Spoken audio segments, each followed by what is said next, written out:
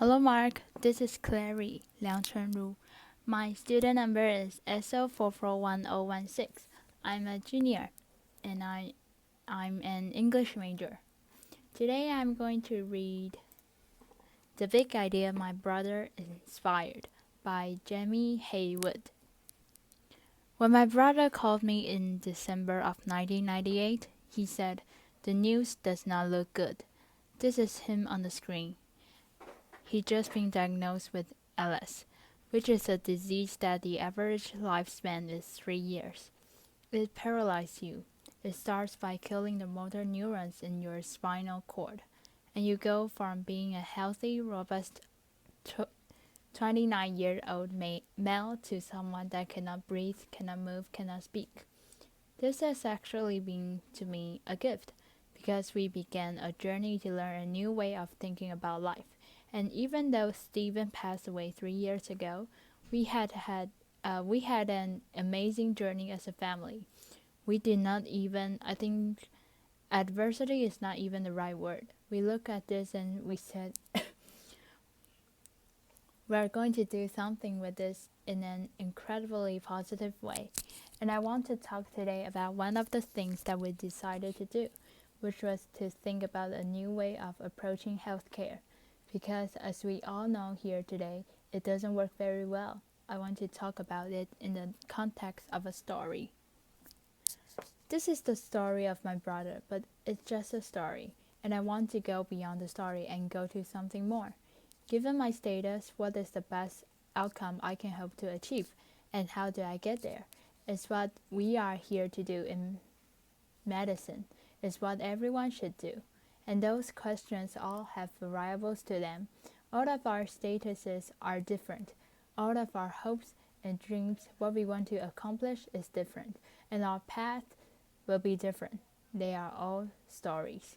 But it's a story until we convert it to data, and so what we do. This concept we had was to take Stephen's status. What is my status? And go from this concept of walking, breathing, and then his hands, speak, and ultimately happiness and function. So the first set of pathologies, then they end up in a stickman on his icon. But the rest of them are really what's important here, because Stephen, despite the fact that he was paralyzed, as he was in that pool, he could not walk, he could not use his arms. That's why he had the little floaty things on them. Did you see those? He was happy. We were at the beach, he was raising his son, and he was productive. And we took this and we converted it into data, but it's not the data point at that one moment in time. It is a data point of Stephen in a context. Here he is in the pool, but here he is healthy as a builder, taller, stronger, got all the women, amazing guy. Here he is walking down the aisle, but he can barely walk now, so it's impaired. And he could still hold his wife's hand, but he couldn't do buttons on his clothes, can't feed himself. And here he is, paralyzed completely, unable to breathe and move. Over this time journey, these stories of his life converted to data. He renovated my carriage house when he was completely paralyzed and unable to speak and unable to breathe, and he won an award for a historic restoration. So here's Stephen alone, sharing this story in the world, and this is the insight, the thing that we are excited about, because we have gone away from the community that we are, the fact that we really do love each other and want to care for each other. We need to give to others to be successful. So Stephen is sharing this story, but he is not alone. There are so many other people sharing their stories, not stories in words, but stories in data and words.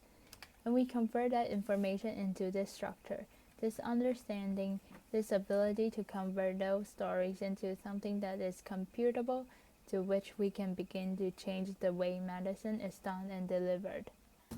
We did this for ALS. We can do this for depression, Parkinson's disease, HIV.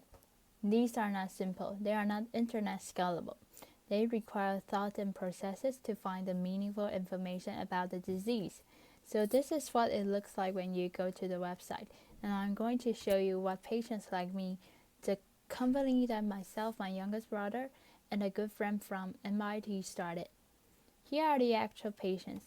There are 45,000 of them now, sharing their stories as data. Here is an MS patient.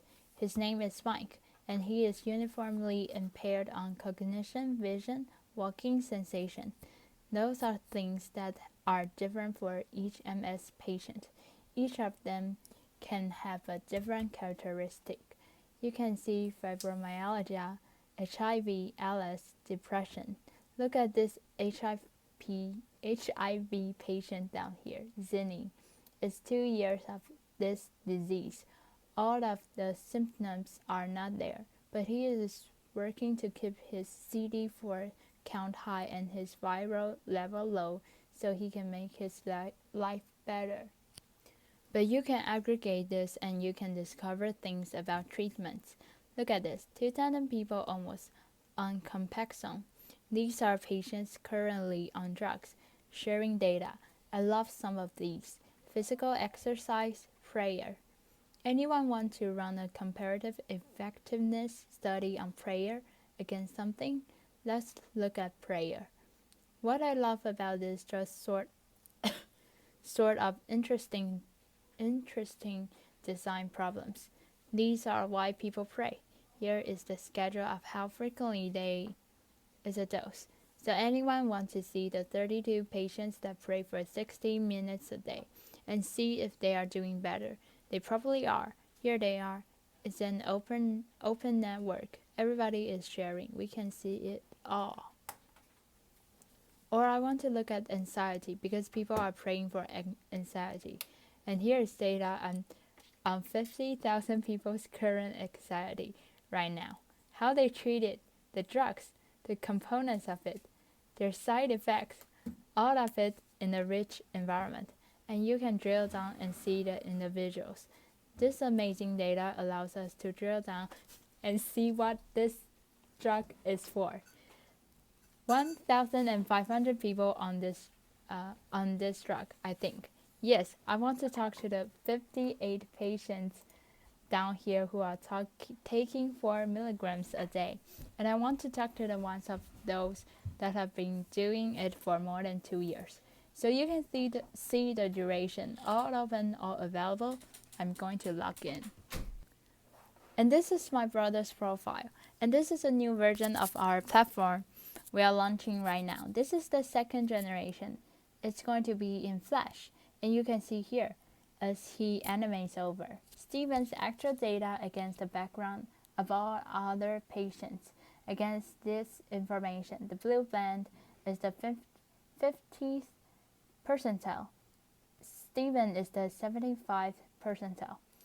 That he has non-genetic ALS. You scroll down in this profile and you can see all of his prescription drugs.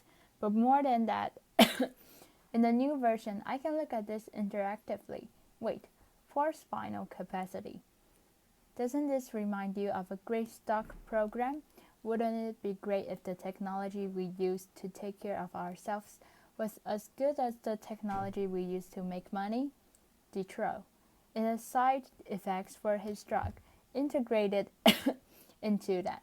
The stem cell transplant that he had, the first in the world, shared openly for anyone who wants to see it. I love here the cyberkinetics implant, which was, again, the only patient's data that was online and available. You can you can adjust the time scale. You can adjust the symptoms. You can look at the interaction between how I treat my ALS. So you click down on the ALS tab here. I'm taking 3 drugs to manage it. Some of them are experimental. I can look at my constipation, how to manage it. I can see my magnesium citrate and the side effects from that drug all integrated in the time in which they are meaningful. But I want more. I don't want to just look at this cool device. I want to take this data and make something even better. I want my brother's brother center of the universe, and his symptoms and his drugs, and all of the things that interact among those, the side effects. To be in this beautiful data galaxy that we can look at in any way we want to understand it, so that we can take this information and go beyond just the simple model of what the record is. I don't even know what a medical record is. I want to solve a problem. I want an application. So can I take this data, rearrange yourself, put the symptoms in the left, the drugs across the top. Tell me everything we know about Stephen and everyone else and what interacts. Years after he's had these drugs, I learned that everything he did to manage his excess saliva, including some positive side effects that came from other drugs, were making his constipation worse. And if anyone's ever had severe constipation and you don't understand how much of an impact that has on your life, yeah, that was a pun. You're trying to manage these, and this grid is available here, and we want to understand it. No one's ever had this kind of information, so patients have this. We are for patients. This is all about patient healthcare. There was no doctors on our network. This is about the patients. So how can we take this and bring them a tool that they can go back and they can engage the medical system? And we worked hard and we thought about it and we said, what's something we can use all the time that we can use in the medical care system that everyone will understand? So the patients printed out, because hospitals usually block us because they believe we are a social network. It's actually the most used feature on the website. Doctors actually love this sheet, and they are actually really engaged. So we went from this story of Stephen and his story to data, and then back to paper where we went back and engaged the medical care system. And here's another paper. This is a journal. PNAS. I think it's the Proceedings of the National Academy of Science of the United States of America. You've seen multiple of these today, when everyone's bragging about the amazing things they've done. This is a report about a drug called lithium. Lithium, that is a drug used to treat bipolar disorder, that a group in Italy found slowed ALS down in 60 patients and published it. Now we will skip the critics of the paper, but the short story is, if you are a patient, you want to be on the blue line. You don't want to be on the red line. You want to be on the blue line, because the blue line is a better line. The red line is way downhill. The blue line is a good line. So, we said, we look at this. And what I love also is that people always accuse these internet sites of promoting bad medicine and having people do things irresponsibly. So this is what happened when PNAS published this. 10% of the people in our system took lithium.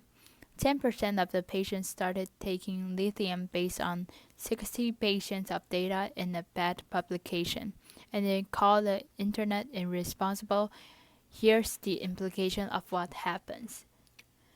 There's this one guy named Roberto from Brazil who unfortunately passed away 9 months ago, who said, "Hey, listen, can you help us answer this question? Because I don't want to wait for the next trial. It's going to be years. I want to know now. Can you help us?" So we launched some tools. We let them track their blood levels. We let them share the data and exchange it, a data network. And they said, Jamie, PLM, can you guys tell us whether this works or not?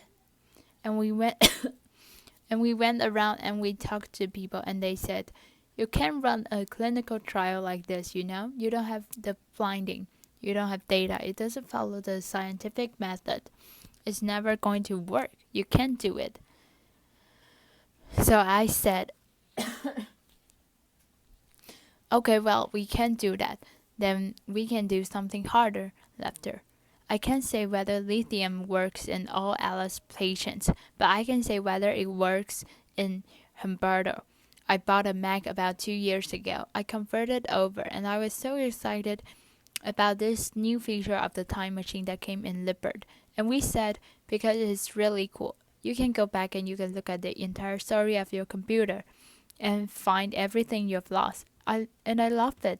And I said, what if we build a time machine for patients? Except instead of going backwards, we go forwards. Can we find out what's going to happen to you so that you can maybe change it? So we did. We took all the patients like Humberto. That's the Apple background. We thought that because we didn't have time to build our own. This is a real app, by the way.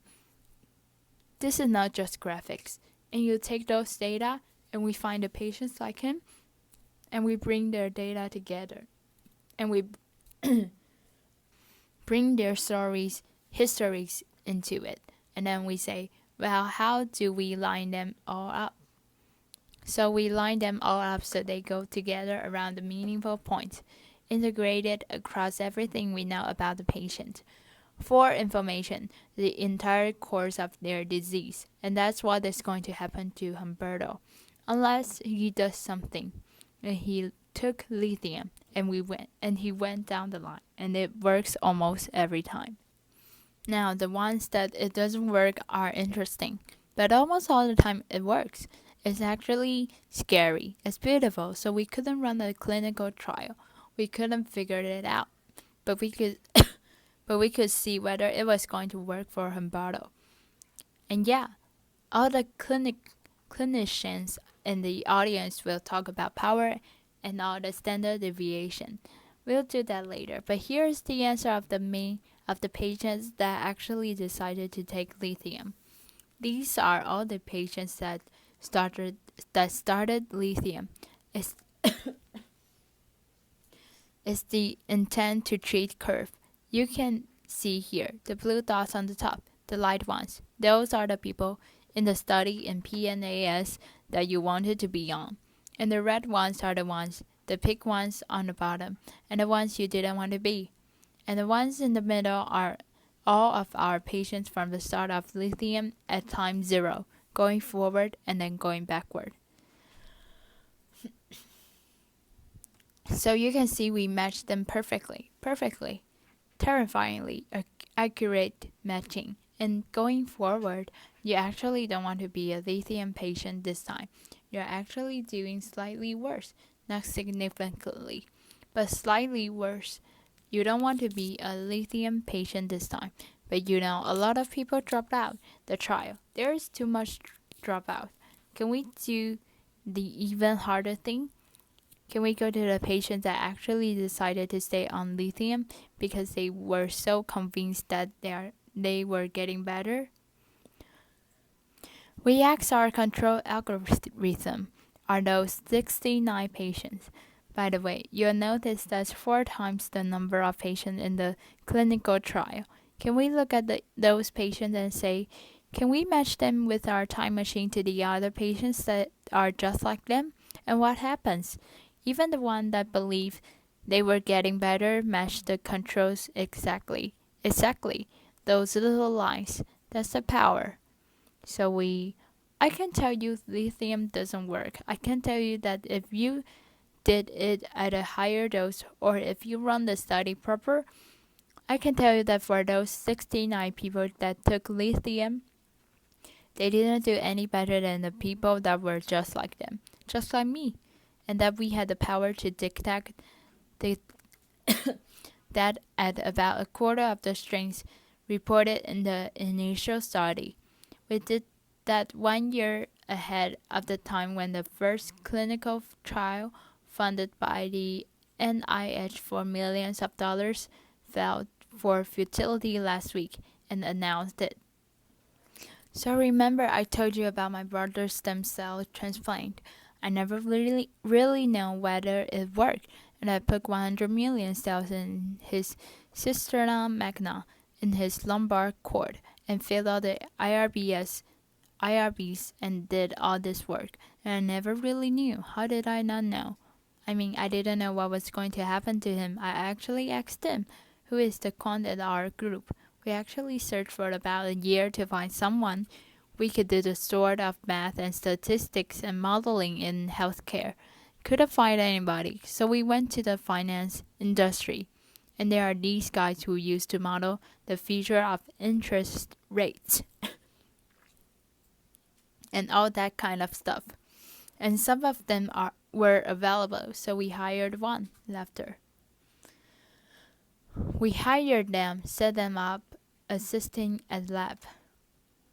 I am him things. That's the way I communicate with him. It's like a little guy in the box. I am at him. I said, Tim, can you tell me whether my brother's stem cell transplant worked or not? And he sent me this 2 days ago. It was that little outliers there. And you see that guy that lived a long time? We have to go talk to him because I'd like to know what happened, because something went different, but my brother didn't. My brother went straight down the line. It only works about 12 months. It's the first version of the time machine. First time we ever tried it. We'll try to get it better later, but 12 months so far. And I look at this and I get really emotional. You look at the patients, you can drill in all the controls. You can look at them, you can ask them. And I found a woman we found her. She was odd because she had data after she died. And her husband had come in and entered her last functional scores because he knew how much she cared. And I am thankful. I can't believe that these people, years after my brother had died, helped me answer the question about whether an operation I did and spent millions of dollars on years ago worked or not. I wish it had been there when I done it the first time, and I'm really excited that it's here now because the lab that I founded has some data on the drug that might work, and I'd like to show it. I'd like to show it in real time now, and I want to do that for all of the diseases that we can do that for. I've got to thank the 45,000 people that are doing this social experiment with us. There is an amazing journey we are going on to become human again, to be part of community again, to share of ourselves, to be vulnerable, and it's very exciting. So thank you. Applause. Applause.